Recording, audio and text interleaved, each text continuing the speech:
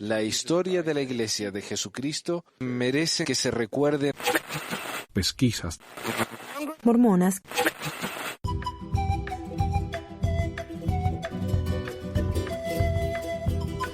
Hola a todos, bienvenidos a otra edición de Pesquisas Mormonas, les habla Manuel.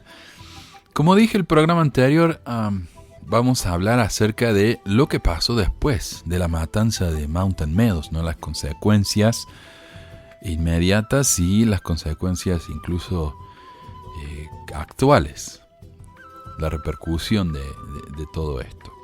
Pero antes de eso quiero repetir lo que dije en el programa anterior. Los que escuchan Pesquisas Mormonas por medio del podcast, ahí en el sitio pesquisaSmormonas.com o en cualquier aplicación de podcasts para sus teléfonos, y podcast se escribe P-O-D-C-A-S-T, van a notar que no va a haber programas nuevos por un tiempo, y es que me estoy tomando un descanso para trabajar en otros proyectos que tengo y que he querido hacer hacía rato, pero no me da el tiempo realmente. Los que me escuchan por YouTube, entonces sí van a ver que el programa sigue, porque voy a seguir subiendo los programas viejos del podcast. Y ahí tengo material para rato, para más de un año. Así que, pero van a haber programas nuevos en el podcast de vez en cuando, así que no borren la suscripción del programita de podcast porque van a seguir llegando. Si siguen la página de Pesquisas Mormonas en Facebook, ahí van a ver las actualizaciones, también en Twitter. Bueno, esos son los dos principales. Pero bueno, la semana pasada hablamos entonces de que 120 personas, emigrantes que estaban yendo de Arkansas hasta California, estaban tratando de ir a California, un grupo llamado el grupo de Baker Fancher, fueron detenidos en Utah por los mormones, que estaban todos paranoicos, ¿no? Con el miedo que se tenía, ¿no? al gobierno federal, que estaba mandando tropas, tenían miedo de varias otras cosas que vamos a hablar hoy. Entonces a este grupo los detuvieron, los atacaron, disfrazados de indios, Paiutes. Como algunos se dieron cuenta de que estos hombres no eran solo indios, sino hombres blancos, mormones, decidieron matarlos a todos para que no dieran testimonios en contra de ellos. Esto causó la muerte de 120 personas inocentes, entre ellos hombres, mujeres y niños. Los niños menores de 7 años se salvaron porque los atacantes pensaron que esos niñitos no iban a poder testificar en contra de ellos, porque eran tan chiquitos. Bueno, pero ¿qué pasó? Entonces detuvieron a varios. Detuvieron a John D. Lee, que era una especie de ministro de asuntos, ¿no?, indios ahí en Utah. Él fue detenido, y otros 2 presidentes de estaca que también estuvieron a cargo de la milicia mormona. El primer juicio de Lee comenzó el 23 de julio de 1875 en Beaver, ante un jurado que estaba bien cerca ahí de Nevada, ¿no?, bien al sur, ante un jurado de 8 mormones y 4 no mormones. En este juicio el jurado no llegó a un acuerdo. Claro, 8 mormones, 4 no mormones. Los mormones encontraron que era culpable, los no mormones encontraron que era culpable, los mormones encontraron que era inocente, y no llegaron a consenso, así que por lo tanto no hubo una decisión ese día. El segundo juicio de Lee comenzó el 13 de septiembre de 1876, ya casi 20 años después de la cosa esta, ¿no?, ante un jurado compuesto exclusivamente por mormones. La fiscalía llamó a Daniel Wells, Lavan Morrill, Joel White, Samuel Knight, Samuel McMurdy, Nephi Johnson y Jacob Hamlin. Lee también estipuló, contra el consejo de un abogado, que se permitiera a la fiscalía reutilizar las declaraciones de Young y Smith del juicio anterior, de George A. Smith. Lee no llamó a ningún testigo en su defensa. Esta vez, Lee fue condenado. En la sentencia de Lee, como lo requiere el Estatuto del Territorio de Utah, se le permitió elegir el método de su propia ejecución: ser ahorcado, fusilado o decapitado. Y Lee eligió el fusilamiento. Ya, incluso esto todavía es legal en Utah. Hace unos 10 años fue el último caso del que yo escuché, de la pena de muerte, y el hombre también eligió ser fusilado. Qué método bárbaro, ¿no? Barbárico, tan retrógrado. Justo antes de ser ejecutado por un pelotón de fusilamiento en Mountain Meadows, el 23 de marzo de 1877, Lee declaró que era un chivo expiatorio para los demás involucrados. Brigham Young declaró que el destino de Lee era justo, pero no una expiación de sangre suficiente, dada la enormidad del crimen. O sea que no, por más que lo expiaran de sangre, que eso es lo que se considera la pena de muerte en parte también, ¿no? Y de ahí viene, y por eso todavía existe en Utah, aunque no les guste admitirlo. Pero el crimen de él era tan grande que incluso la expiación de sangre no cubría su pecado. La portada de la edición del 13 de agosto de 1859 de Harper's Weekly, que ilustra el campo de muerte, es, en la descripción de Brevet Major Carlton, demasiado horrible y enfermizo para ser descrito por el lenguaje. Esqueletos humanos, huesos inconexos, calaveras espantosas y el cabello de las mujeres se esparcían en una profusión espantosa a lo largo de una distancia de 2 millas. Los restos no fueron enterrados hasta después de haber sido desmembrados por los lobos y de que la carne fue despojada de los huesos, y entonces solo se enterraron los huesos que quedaron dispuestos a lo largo del camino. El primer informe publicado sobre el incidente fue realizado en 1859 por Carlton, a quien el ejército de Estados Unidos le había encomendado la tarea de investigar el incidente y enterrar los cadáveres aún expuestos en Mountain Meadows. Aunque la masacre se cubrió en cierta medida en los medios de comunicación durante la década de 1850, el primer periodo de intensa publicación a nivel nacional sobre la masacre comenzó alrededor de 1872, después de que los investigadores obtuvieron la confesión de Klingensmith. En 1867, C.B. Waite publicó una historia auténtica de Brigham Young que describía los eventos. En 1877, Mark Twain comentó sobre la masacre a través de la lente de la opinión pública estadounidense contemporánea en un apéndice de su libro de viaje semi-autobiográfico Roughing It, o que se traduce como Pasando Penurias. Entonces, Mark Twain le dedicó un capítulo entero de su apéndice a la matanza de Mountain Meadows. En 1873, la masacre fue un rasgo prominente de la historia de T.B.H. Stenhouse, The Rocky Mountain Saints, o los Santos de las Montañas Rocosas. Los periódicos nacionales cubrieron de cerca los juicios de Lee de 1874 a 1876 y su ejecución en 1877 fue ampliamente cubierta. Esto era una noticia nacional. Todo el mundo sabía acerca de la matanza de Mountain Meadows. La masacre ha sido tratada extensivamente por varias obras históricas, comenzando con la confesión de Lee en 1877, expresando su opinión de que George A. Smith fue enviado al sur de Utah por Brigham Young para dirigir la masacre. En 1910, la masacre fue objeto de un breve libro de Josiah F. Gibbs, quien también atribuyó la responsabilidad de la masacre a Young y Smith. El primer trabajo detallado y completo que utilizó métodos históricos modernos fue The Mountain Meadows Massacre de 1950 por Juanita Brooks, una erudita mormona que vivía cerca del área en el sur de Utah. Brooks no encontró evidencia de participación directa de Brigham Young, pero lo acusó de obstruir la investigación y provocar el ataque por medio de su retórica histérica y paranoica. Y eso es verdad. De eso no hay absolutamente ninguna duda, de que Brigham Young, después de que los hechos ocurrieron, él trató de encubrir todo esto. Le echó la culpa a los indios, como ya vimos. Decidió que los mormones no tenían absolutamente nada que ver. Y después, cuando descubrieron que sí eran los mormones en realidad, él culpó única y exclusivamente a John D. Lee de todo. Inicialmente, la Iglesia Sud negó cualquier participación por parte de sus miembros y se mantuvo relativamente callada sobre el tema. En 1872, excomulgó a algunos de los participantes por su papel en la masacre. Desde entonces, la Iglesia Sud ha condenado la masacre y ha reconocido la participación de los líderes mormones locales. En septiembre del 2007, la Iglesia Sud publicó un artículo en sus publicaciones marcando los 50 años desde la tragedia. Los historiadores han atribuido la masacre a varios factores, incluyendo las enseñanzas estridentes de los mormones en los años anteriores a la masacre, la histeria de guerra y la presunta participación de Brigham Young. Durante la década anterior a la llegada del grupo de Baker Fancher allí, el territorio de Utah existió como una teodemocracia, liderada exclusivamente por Brigham Young.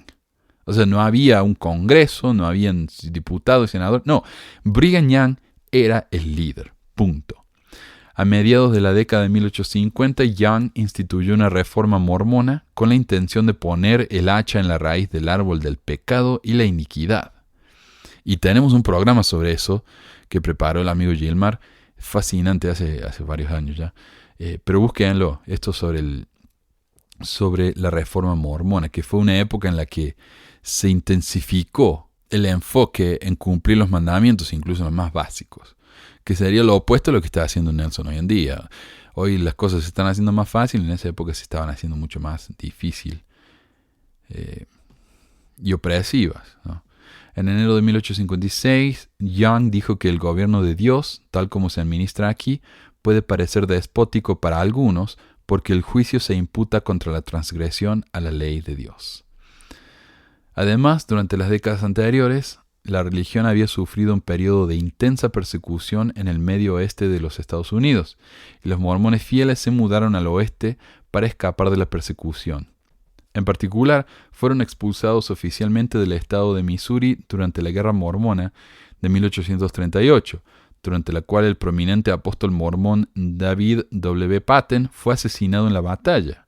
Después de que los mormones se mudaron a Nauvoo, Illinois, el fundador de la religión, José Smith, y su hermano Hiram Smith fueron asesinados en 1844. Apenas unos meses antes de la masacre de Mountain Meadows, los mormones recibieron la noticia de que otro apóstol había sido asesinado. En abril de 1857, el apóstol Parley P. Pratt recibió un disparo en Arkansas por Lector McLean, el ex marido de Eleanor McLean Pratt, una de las esposas plurales de Pratt, y quien Pratt se había robado de su esposo McLean. Estaban huyendo juntos, McLean los encontró en el camino y lo mató.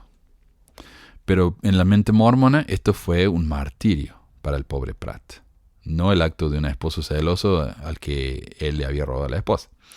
Los líderes mormones inmediatamente proclamaron a Pratt como un mártir, y Brigham Young declaró: «No ha pasado nada tan difícil con lo cual deba reconciliar mi mente desde la muerte de José». Y a pesar de que él y Pratt no se llevaban bien para nada. Y muchos mormones responsabilizaron a la gente de Arkansas. O sea, el estado entero de Arkansas eran todos los asesinos de Pratt en la mente mormona. Era política mormona el responsabilizar a todos los arkansanos por la muerte de Pratt, al igual que todos los missourianos fueron odiados por la expulsión de la iglesia de ese estado. Los líderes mormones enseñaban que la segunda venida de Jesús era inminente. Hay personas que ahora viven en la tierra y vivirán para ver la consumación, y atestiguamos que su venida está cerca. El mormonismo era una de las tantas religiones milenarias que se llamaban en esa época, que eran las fees, las religiones que pensaban que Jesús ya estaba a la puerta, ya venía. Y no estamos hablando de 200, 300 años como le dicen ahora. Bueno, no vino, no. Jesús ya venía. El mes que viene, ya viene. Ellos estaban convencidos de eso. Y no pasó nada. Basado en una declaración algo ambigua de José Smith, algunos mormones creyeron que Jesús volvería en 1891, y ya hemos hablado de eso, y que Dios pronto impondrá un castigo contra los Estados Unidos por perseguir a los mormones y matar a José Smith, Hiram Smith, Patten y Pratt. En su ceremonia de investidura, los primeros santos de los últimos días fieles hicieron un juramento de orar para que Dios tomara venganza contra los asesinos. Como resultado de ese juramento, varios apóstoles mormones y otros líderes consideraron su deber religioso el matar a los asesinos de los profetas si alguna vez se les cruzaban.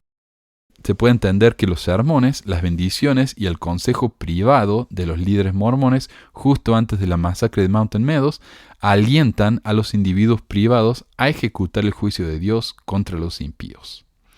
Los líderes Sud animaron pública y privadamente a los mormones a considerar su derecho el matar a forasteros antagónicos, criminales comunes, apóstatas de los Sud e incluso mormones fieles que cometieron pecados dignos de muerte, lo que se llama la expiación de sangre.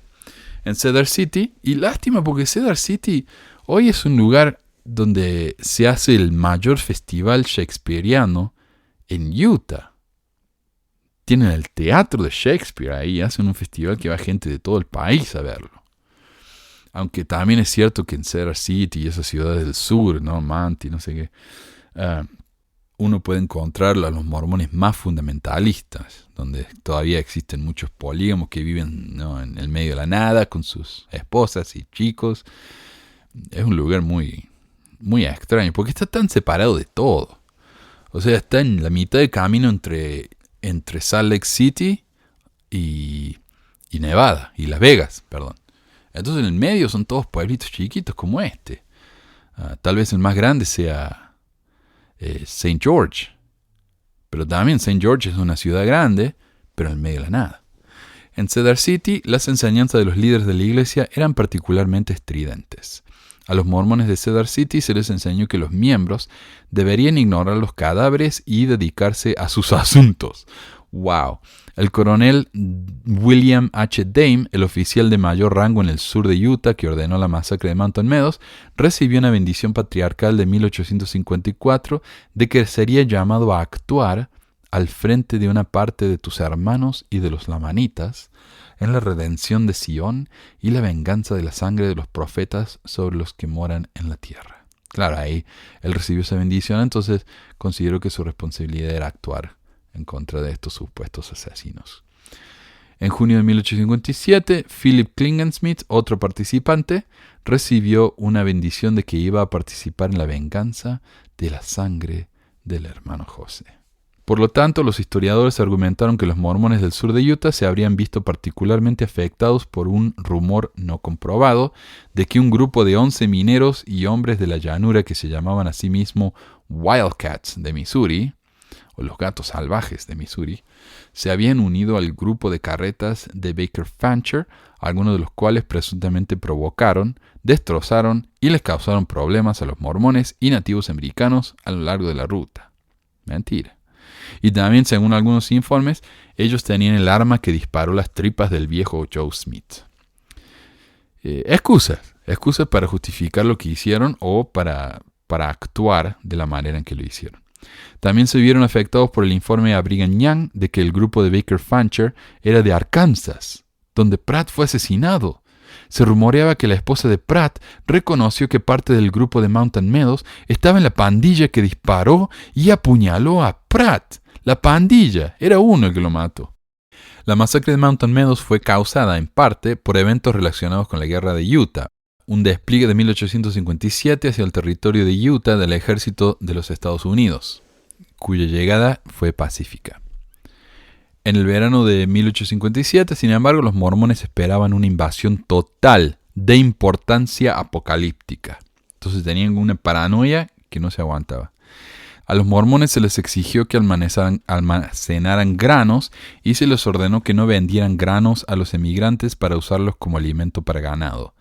A medida que las colonias mormonas se retiraban, Parowan y Cedar City se convirtieron en puestos aislados y vulnerables de avanzada. Brigham Young intentó obtener la ayuda de las tribus nativas americanas para combatir a los estadounidenses. Recordemos que Utah en esa época no era parte de los Estados Unidos, sino que era parte de México, alentándolos a robar el ganado de los trenes de emigrante y unirse a los mormones para combatir al ejército que se aproximaba. Los estudiosos han afirmado que la gira de George A. Smith por el sur de Utah influyó en la decisión de atacar y destruir a los emigrantes del grupo de Baker Fancher cerca de Mountain Meadows, Utah.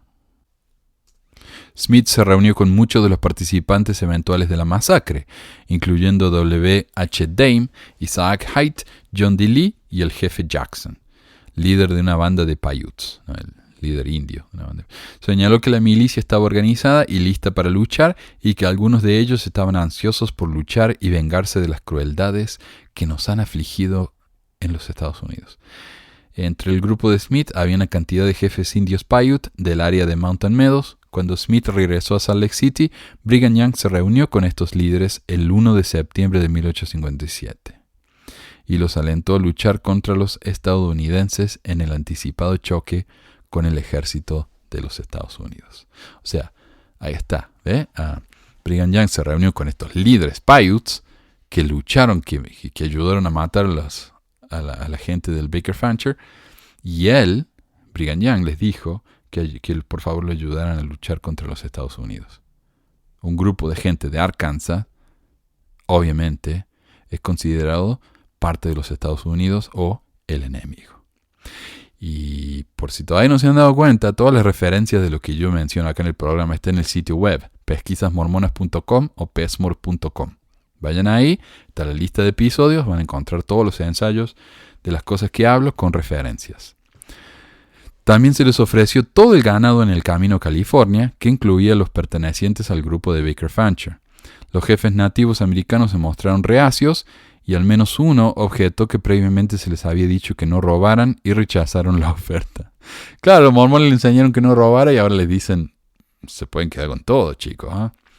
Los historiadores debaten el papel de Brigham Young en la masacre. Young era el líder teocrático del territorio de Utah en el momento de la masacre. Existe un consenso entre los historiadores de que Brigham Young desempeñó un cierto papel en provocar la masacre, al menos involuntariamente, y en ocultar su evidencia después del hecho. Sin embargo, debaten si Young sabía de antemano sobre la masacre planeada y si inicialmente la aprobó y luego tomó una postura pública en contra de ella. El uso, por parte de Young, de un lenguaje inflamatorio y violento en respuesta a la expedición federal aumentó la tensión de la atmósfera en el momento del ataque. Tras la masacre, Young declaró en foros públicos que Dios se había vengado del grupo de Baker Fancher.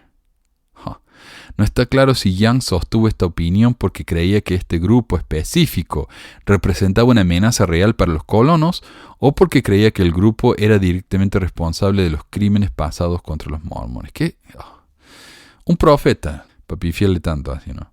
Sin embargo, en la única correspondencia conocida por parte de Young antes de la masacre, le dijo a los líderes de la iglesia en Cedar City: en lo que respecta a los grupos de emigración que pasan por nuestros asentamientos, no debemos interferir con ellos hasta que primero se les notifique que se mantengan alejados. No deben entrometerse con ellos, esperamos que los indios hagan lo que les plazca, pero deben tratar de preservar los buenos sentimientos con ellos. Que yo sepa, no hay otro grupo que vaya al sur. Si los que están allí se van, que se vayan en paz. Según el historiador McKinnon, después de la guerra de Utah, el presidente estadounidense James Buchanan dio a entender que las comunicaciones cara a cara con Brigham Young podrían haber evitado el conflicto, y Young argumentó que una línea de telégrafo norte-sur en Utah podría haber evitado la masacre de Mountain Meadows.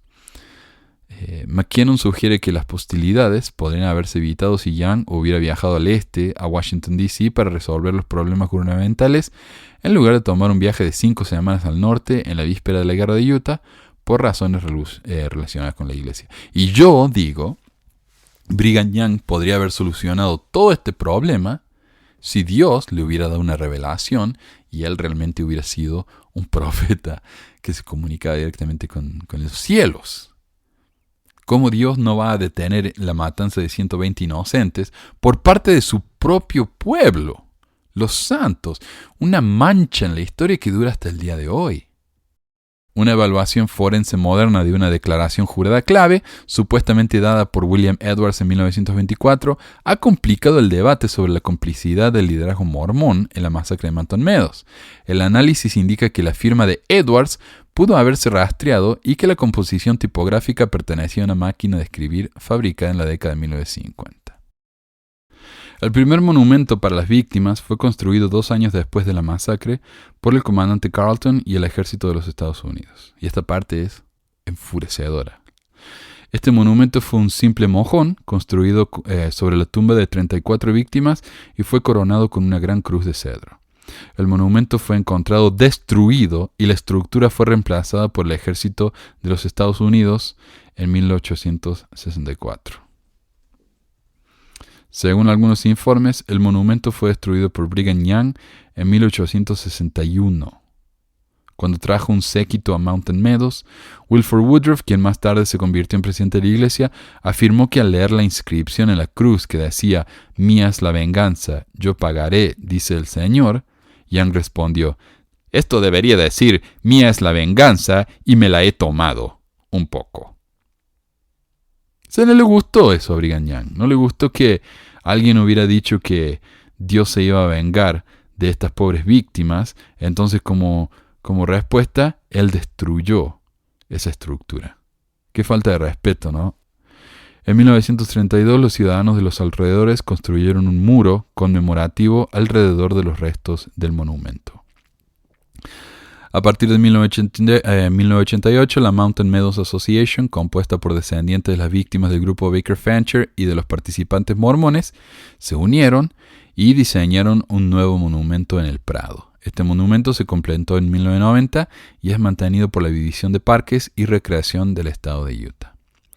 En 1999, la Iglesia de Jesucristo de los Santos de los Últimos Días reemplazó el mojón del Ejército de los Estados Unidos y el muro conmemorativo de 1932 con un segundo monumento que ahora mantiene, o sea, la Iglesia lo mantiene.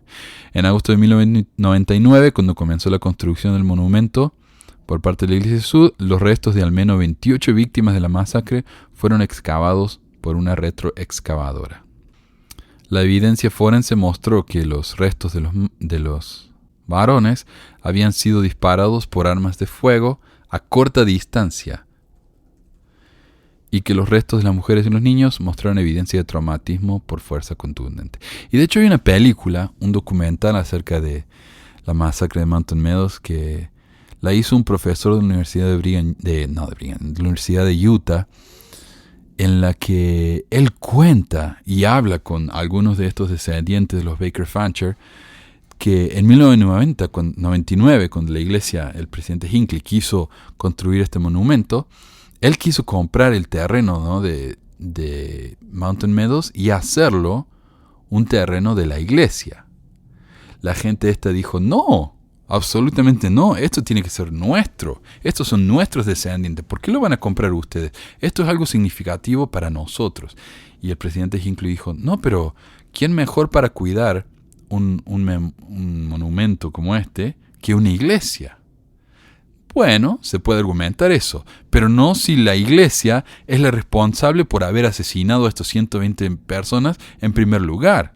Además de eso, cuando empezaron a hacer la construcción del monumento, excavaron, como dice aquí, encontraron un montón de huesos y calaveras, y a esos huesos y calaveras se los llevaron a BYU, la Universidad de la Iglesia, para estudiarlos, sin el permiso de los familiares. Imagínense eso, que alguien va al cementerio, desentierra a su abuelo, su bisabuelo, y se lo lleva a la universidad para estudiarlo sin su autorización, permiso ni conocimiento. Cuando los familiares se enteraron, pusieron el grito en el cielo. Y esto también fue noticia nacional. La iglesia tuvo que disculparse, devolver los restos de estos muertos, y por lo que yo entiendo, este terreno ahora de Mountain Meadows es de la asociación de Mountain Meadows, no de la iglesia, pero la iglesia fue la que construyó el monumento. En 2007, el 150 aniversario de la masacre fue recordado por una ceremonia celebrada en el Prado. Aproximadamente 400 personas, incluyendo muchos descendientes de los que murieron en Mountain Meadows, y el elder Harry B. Iron, del Quórum de los 12 Apóstoles de la Iglesia Sud, asistieron a esta ceremonia. Lo último que dijo el presidente Hinckley acerca de esto, cuando dedicaron el monumento anterior del 99, fue: tenemos que superar el pasado. El pasado ya pasó, olvidémonos y perdonemos. Porque es tan fácil para él decirlo, ¿no? En el 2011, el sitio fue designado como Monumento Histórico Nacional después de los esfuerzos conjuntos de los descendientes de los muertos y de la Iglesia Sud. Así que eso es lo que vino después, las consecuencias de la masacre de Mountain Meadows.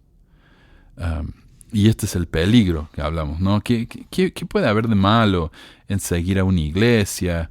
Siempre va a haber gente mala, gente fanática. No cuando el presidente mismo de la iglesia, tal vez, no se sabe, tal vez causó este asesinato, digamos que no, pero definitivamente lo encubrió. Cuando él se enteró de esto, él tendría que haber agarrado todos los que participaron en esto y entregárselo a la policía y decir: acá está, estos hombres cometieron un asesinato horrible, un acto depravado. Pero no, los defendió, los protegió, eligió a uno, lo tiró abajo del colectivo, como dicen acá, lo vendió, hizo que lo fusilaran y fue la única persona que pagó por este crimen tan asqueroso y horrible, que es una mancha no solo en la iglesia, sino en los Estados Unidos en general hasta el día de hoy. Gracias a todos por escuchar y nos escuchamos aquí en el podcast cuando salga el próximo, no sé cuándo será. A los de YouTube, nos vemos la semana que viene. Adiós.